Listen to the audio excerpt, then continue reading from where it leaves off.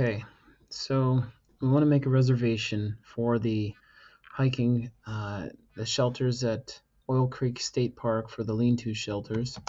So we're just simply going to do a quick search. Get to the Oil Creek webpage. This is the DCNR's page for Oil Creek. We're going to jump in there. First thing we're going to do is go to stay the night. This is going to be very similar to what we're going to do if you were hiking the Laurel Highlands hiking trail. The shelter's just the same.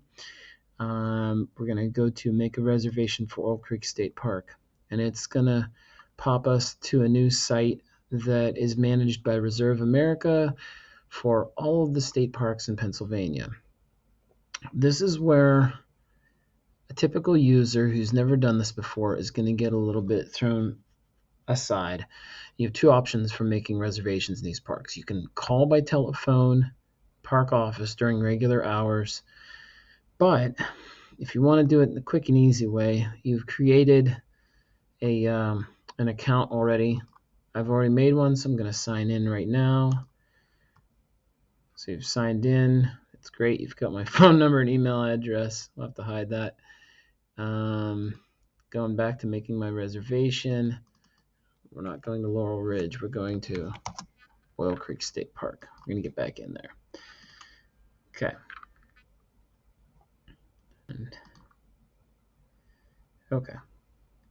So this is the part where I was saying it throws you off. We don't want to do any loop, not tenting areas, not camping spots, not cabins or lodgings. That's very confusing. When we want the shelters, click on the icon here for permits.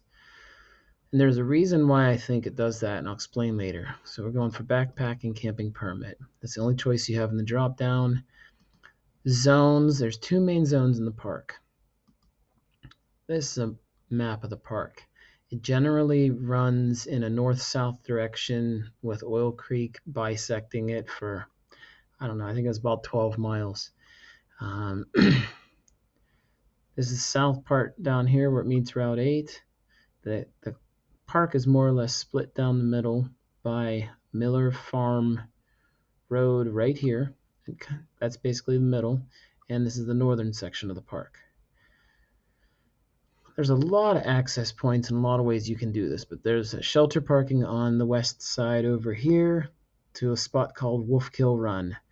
And these are clustered in shelters of 6 of them along a ridge line.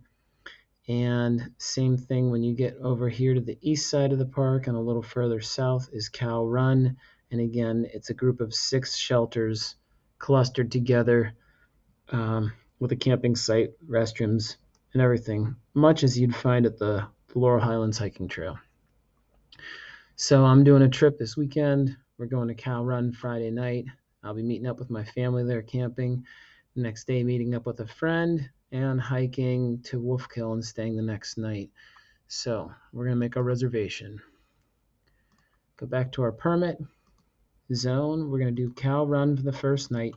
Entrance, shelter, it just kind of designates what type of shelter you're choosing.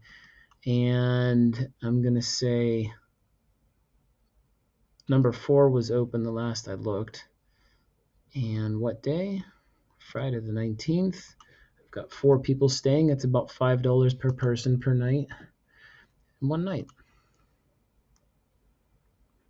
The reason that we hit permit earlier is I believe that it redirects you to this little disclaimer here that basically says, I'm camping in a remote spot. I know what I'm doing, and I know what I'm getting myself into. It even has a little thing here about this 36-mile trail, and it mentions a few other state parks that also have the same reservation system. So I'm going to get into that. We're going to choose for the 19th. The Cow Run shelter is available for this one that we picked. And then add it to my itinerary. I'm going to pick my next spot. So we're going to go back. We're still in backpack camping permit, but we're going to go to Wolfkill zone. And I'm going to pick Wolfkill again. Number 4. I can't remember the shelters. There are probably some that are better situated than others for personal preference. I'm going to pick it right in the middle of the group. No particular reason. There's only going to be 2 of us staying a night. And it's available. So Saturday night, add it to our itinerary. And we've got our itinerary right below, so you double check it. Yep, the 19th to the 20th for one night, 4 people at Cow Run, number 4, and then on the 20th. So I've confirmed it all, and I'm going to book.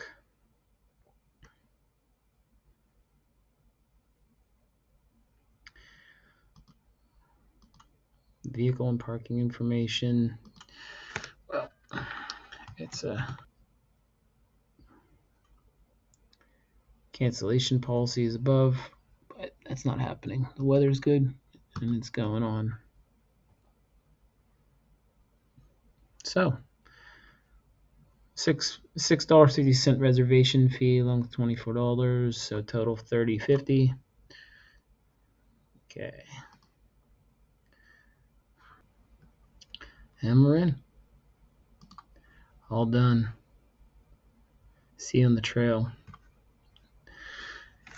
That way, when I show up with my children on Friday night in shelter number 4, some bonehead is sitting in there making a campfire.